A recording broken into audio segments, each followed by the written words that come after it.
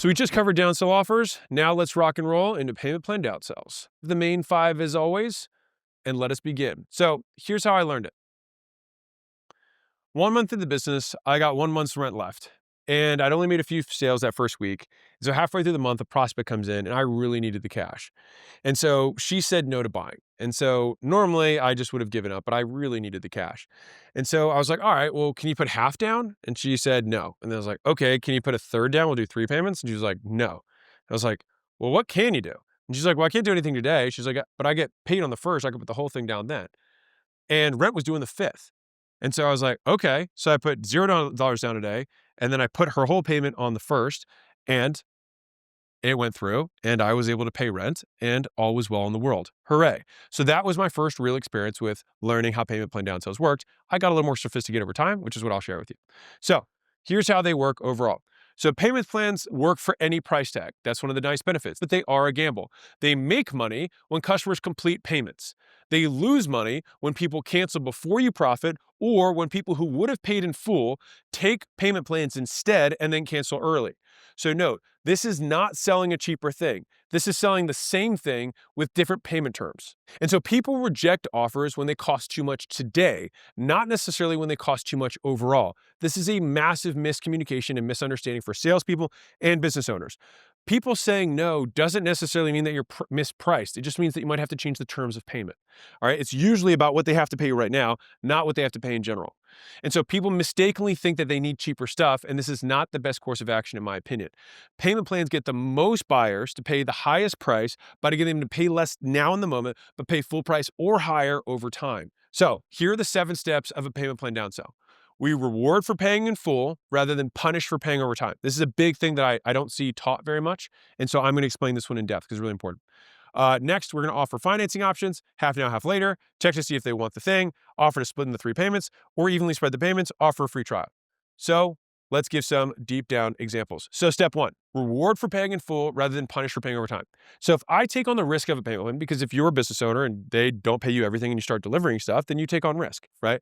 So then what I do is I increase the price. Now, normally businesses do this by charging interest, but everybody hates getting charged interest. And so instead, what I do is I anchor my first price I present is the fully baked payment plan price. And then when I say, got it, would you like to save some money? They say yes. And I'm like, you can prepay and save this much money. So now them prepaying is a savings rather than getting penalized. So think about it like this. Let's say it's 10K and 12K. 10K is the paid in full price. 12K is the payment plan price. Instead of pitching people, because remember, anchors still work. Instead of pitching people 10 and then they say that no, they can't afford it, and then saying, okay, fine, pay me 12 because you can't afford it, feels tough. So instead, pitch 12. I know you're afraid of doing it. Don't be. The difference in interest is usually never enough to change a purchasing decision. So like if you had 10 and 20, then yeah, but most interest or whatever you usually, add on top might be 10, 20%. And so that's not usually enough to get into a different buying tier. So you present here, and if someone says yes, and by the way, if everyone keeps saying yes at that, and then you don't even have to mention the prepay, then it also allows you to incrementally step up and get kind of like a soft indication in the marketplace of whether or not you can sustain a higher price point. So I actually like to use payment plans as a great test for where I'm anchoring, and I can keep nudging up my price before I start seeing people freak out. So it's kind of like a testing price. So I would present 12. They say, not sure if I can do it, or maybe they can do it, and they great, want to save some money. Now they prepay 10 and they're stoked. If they can't do 12, then it's like, fine. Oh, you don't have to do it all up front, but now I don't have to increase the price. They said they couldn't do 12, and then I say, cool, you want to spread it over time, and now it seems like I'm adding no interest to the original price. See how different that feels? Like, oh, you can't do 12? We can break into payments for you. But if, oh, you can't do 10? Then pay me 12. It's like, tough, right? And this gets around all of that. So number 2, third-party financing, credit card, and layaway options. So third-party financing means another company pays me now or pays you now as a business owner, and the customer has a payment plan with them, the other party. So car dealers do this all the time. The dealer gets money from the financing company today, and the customer pays the financing company tomorrow. Most times, by the way, adding third-party financing in increases revenue by 35% on average. Note, it does take work to get third-party financing set up, but it is typically worth the effort. Credit cards. Now you're like, how is this third-party financing? I learned this from a master salesman, so I will just teach it to you as I was taught to me.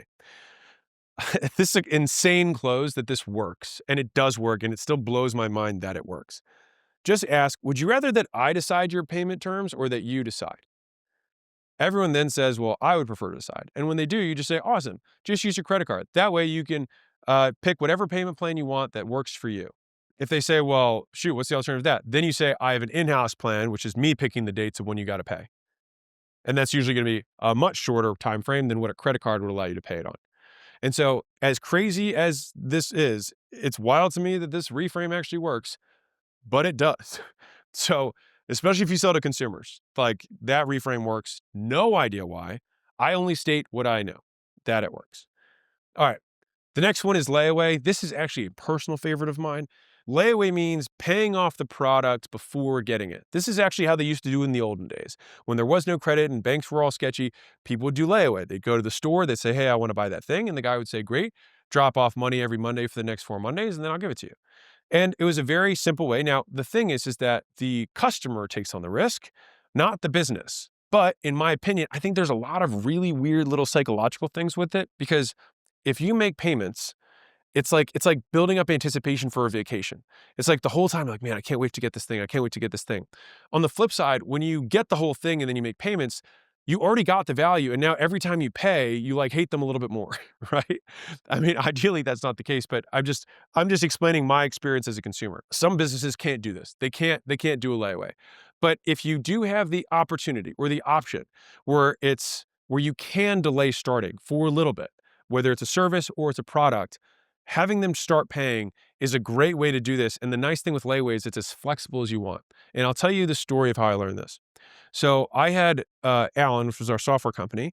I mean, we still own 25% of it. But when we started the business, I learned that in-person onboardings led to higher stick rates and happier customers, and you want to get more customer feedback, et cetera. And so I would do a single company full-day onboarding or half-day onboarding. And I was on the phone selling that onboarding. Now, the onboardings, for context, this was an enterprise level sale. So it was like $20,000 to just be able to white label the stuff, and then use the whole product, because it added a whole another revenue stream to agencies. And so I was on the phone. This must have been the first week or two. And I was on with these young agency owners, and they said, okay, 20, do you guys do payment plans? And I was like, yeah, sure. I said, you can break it up however you want. And they were like, awesome. So we'll just do $800 every other week. So that's what they said. And they're like, so with that being said, we good to come out, next week? And I was like, oh no, you can't come out. I was like, you can split it as many times as you want, but you got to pay it off. And the moment you pay it off, you can fly out. And they they just said, oh, all right, we'll put half down now and half in a month, and then we'll come out then. And so they wanted to delay my payment for like 6 months or more than that, whatever the math is on that. And then as soon as I said, oh no, you don't get the thing until you pay, they were able to do it in a month. And so the nice thing with layaway is that actually aligns your incentives with the customers. They want to pay it off as fast as possible so they can get the thing. When it's the other way, when you're giving the value, they're incentivized to make it last as long as possible. This is why I like layaway, for the variety of reasons. You can close anyone, you can make the payment terms as flexible as you want. Don't take on risk. They have this kind of like working for it, earning it type feel. And for all those reasons, I really like layaway. Now, if they say no to all of those offers, I move to step 3. So guys, these are in sequence. So first we do the prepayment thing. They say no. Then we offer financing. They say no. We say, great. Can you do half now and half later? So then I say, when's the next time you get paid? If I'm doing a consumer sale, if I'm doing a B2B sale, I'd be like, when's your next inflow of cash? Or do you have some sort of, revenue thing? Do you have any big contracts hitting? Whatever. After that, I say, want to just put half down today and then the rest down when you get paid? If they can't do that, then I say, okay, well, what's the most you can put down today? And I like that question because it just cuts the core. But what's the most you can put down today?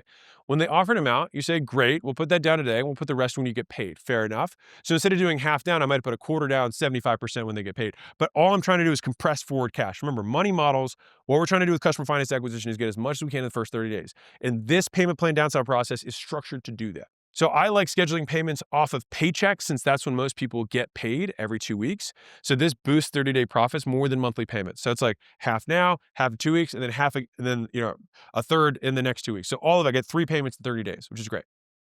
And if they can't do those, I pause to make sure they actually want it.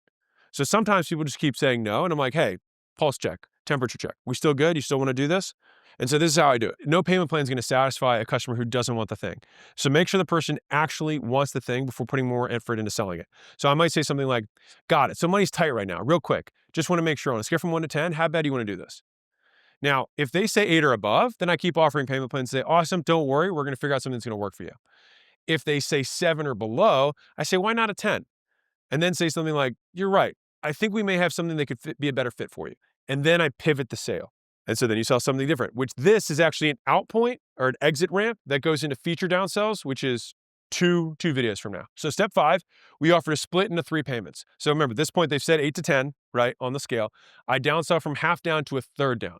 So I offer a 3 payment option. So 1/3 now, 1/3 on the next 2 paychecks, or 1/3 now, and then 1/3 the next 2 months. If they still can't do it, then I offer to evenly spread payments. So if they still can't manage it, I evenly spread their payments over the rest of their service. So even if someone signs up for 6 months of service, it doesn't mean you need to have them pay you over 6 months. You can have them pay you in 3 months for 6 months of service. You want to still front load as much as you can. You're the one who had to pay the cost of, one, onboarding the customer, but also of acquiring the customer. So for instance, for Gym Launch, it was 16 weeks long. So for us in that business, I charged them each week 16 times in total. So that was me spreading it all the way out. If that still creates a problem, I moved to step 7. Now, to be clear, I dealt with very, very broke customers. Most gym owners don't make any money.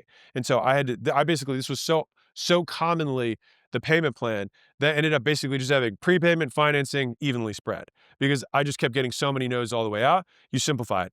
And at the end of this, I'll walk you through this, but fundamentally, this is how you map kind of the network of what your downsell process will be. And then over time, you tighten it until it's like, these are the highest likelihood stop points that my avatar tends to say yes to. So step 7 is you offer a free trial. Now, I offer free trials in a very special way. So I dedicated the whole next video just to doing this. But normally the sale ends here. I mean, you can't really get much lower than a free trial, right? So here are some important points about payment plans. What I walked you through was a 7-step downsell process. It's how I like to map these. Now, there's a different methodology of downselling that's simpler to understand and less to explain. It's called seesaw downselling. I like it a lot as well. It's simpler to explain. You can pick whichever one you want. And I don't like giving people options because people like being told what to do. But I think if you're watching this, then I believe in you and I think that you can make the best decision. So instead of just asking for the full amount, you say, would you rather have giant monthly payments or tiny ones? They'll say tiny. Then you say, well, it normally costs XXX, and if you prepay today, then you get a huge discount and 0 monthly payments. That work? This frames the payment plan as a negative and highlights the benefits of prepay. If they say they can't afford it, say the more they put down now, the lower their monthly payments. And so it basically frames all of the payments as we want to make those payments as low as possible. So put more down today. So if you can't afford it up front, totally get it. We'll just adjust the down payment until you get a monthly rate you like. And the thing is that most people want low monthly payments. And so in order to get a monthly rate they like, they have to put more up front. So the seesaw downsell, I call it this because you're just saying, okay, well, the more you put down, or the less you put down, the more you have to pay over time. The less you put, the more you put down, the less you have to pay over time. And so this incentivizes bigger down payments to get monthly payments lower. If they still say no, you ask if they still want the product, just like before. If they do, you pull your chair to their side of the table and walk them through the options. That's how this works. That's the seesaw downsell. It's an alternative path that I felt obligated to at least share with you guys. The thing is I think with larger sales teams, just having very clear step downs. Sometimes seesaw downselling can get really weird payment plans. And so this is for bigger companies. If you have like a finance department, they might hate seesaw downselling but if you're owner operated, then you can kind of work out whatever payment plans work. And it is a more flexible way to make payment plans happen. The 7-step one is more like it's ironclad. This is our first stop. This is our second stop. This is our third stop. And then that way your finance team can be like, these are the plans. They're in the CRM. We track them accordingly, whatever. And so it depends on the size of the business. Seesaws, smaller business, more flexible stuff. The step downs has more scale to it, in my opinion. All right. So payment plans have built-in upsells. So this is one of those really key, sexy things that a lot of people miss out on, and we've made a lot of money from it. So make periodic offers for the original paid in full discount during their payment plan. So we give a prepayment discount. What you can do is also extend the timeline that they can prepay, and still get the discount. So if you're in any kind of B2B business, especially anything marketing or sales driven, if you're helping them make more money in their business, which the vast majority of B2B businesses do, then you can say, hey, no worries. You might not trust us fully today. Let's get a third down. We'll get going. And then I'll still give you this prepayment discount for the next 30 days. I'll honor it. So then at the 2 weeks and 3 weeks point, you can say, hey, do you want to go ahead and do that? Hey, we're about a week before the term expires. Do you want to go ahead and take care of the rest of the balance and still get the discount? If you've done a decent job, a lot of people are like, yeah, I'll take the savings because now they know you. And so we get a ton of people who take that prepayment if you just extend the window and you say it on the sale. You say it on the sale after they don't take, obviously, the first prepayment. And you do that after you've already closed the card, you're kind of telling them what the next steps are. Okay, fewer decline payments. So align payment schedule with paycheck dates. That should seem straightforward. When they get paid is when you should bill. That way you have fewer declines, fewer insufficient funds. How to make sure payment plans make you money. So after implementing payment plans, if you hadn't done these before, your close rate should increase, duh. But if the number of paid in fulls goes down, you have a problem. It means you're actually getting people who used to pay you in full are now taking payment plans. So those are the big points. All right, summary. Payment plan downsells spread the cost of a product by charging some of it up front and putting the rest into scheduled payments. Payment plans get more buyers like discounts do, but can also boost profits because they agree to pay in full price over time. It's kind of the best of both worlds. Payment plans only grow your business if they get you more customers and those customers actually pay. Seesaw downselling gradually shifts from paid in full to equal payments. It's a little bit more custom and it's a little bit more headache on the back end. If you have a small business, you can probably handle it. If you have a bigger business, it can be kind of a pain. Payment plan upsells, they get the original discounted price if they pay the balance today or up to X period of time before that discount expires. Align the payment schedules with paycheck schedules and you will get fewer decline payments. These are the 7 steps of the downsell process. Full price, then offer a discount if they paid in full. Step 2, third-party financing, credit card financing, and the layaway options. Step 3, split the payment in 2 and schedule on their paycheck dates. Step 4, ask if they still want the product. This is the off-ramp to a feature downsell. If it's 8 or above, you're good to go. If it's below that, I would suggest switching the features around. Step 5, split the payments into 3, schedule on their paycheck dates or monthly. Step 6, schedule equal payments over the entire duration of time they're working for you. Step 7, offer a free trial in exchange for putting a guard down, which I will cover in depth in the next video. 2 quick pro tips. Number 1, if you're like, what do I pay salespeople on a payment plan? I have always compensated off cash collected today. Main reason for that is that requires more salesmanship and that aligns the interest of the salesman with the interest of the business, which is getting paid today. And if someone goes on a payment plan and then you do a great job and they continue to pay, that's more the success of the onboarding team, the delivery team, which means that you should be able to save any excess commissions on a payment plan for people on the back end if they're the ones making sure they're getting paid. So that's number 1. Number 2, if you have a recurring revenue business, people are like, well, how do you do payment plans in a recurring revenue business? You simply state the annual contract as the price. So let's say it's $3,000 a month for whatever your service is. You say, hey, it's $36,000. And if you prepay for a year of service, you get it for $30,000, right? If not, no sweat. And then you go into whatever your monthly payments at $3,000 a month. If with a recurring service, you might only have 2 step downs instead of 7 because you might not have all these kind of like evenly spliced things. That's more for kind of upfronts or defined end periods things. And with that being said, now we go on to free trials.